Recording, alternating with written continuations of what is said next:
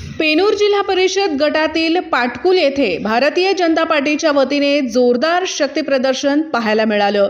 पेनूर जिल्हा परिषद गटाचे उमेदवार रामदास चौरे, पंचायत समिती गणाच्या अधिकृत उमेदवार अंजली राजाराम आढेगावकर आणि अमेरिका सहदेव कापसे यांच्या प्रचारार्थ राज्याचे ग्रामविकास मंत्री तथा सोलापूरचे पालकमंत्री जयकुमार गोरे यांची भव्य जाहीर सभा पार पडली।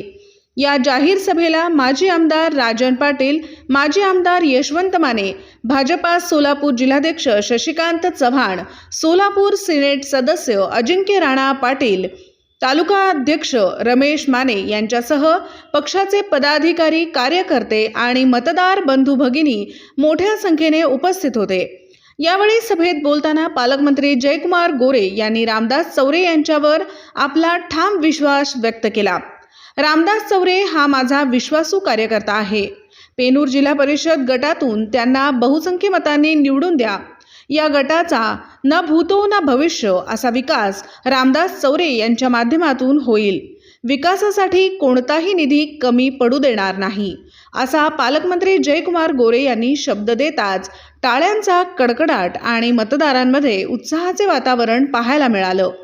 पालकमंत्र्यांच्या या ठोस आश्वासनामुळे पेनूर जिल्हा परिषद गटात भाजपाच्या प्रचाराला नवे बळ मिळाल्याचं चित्र आहे।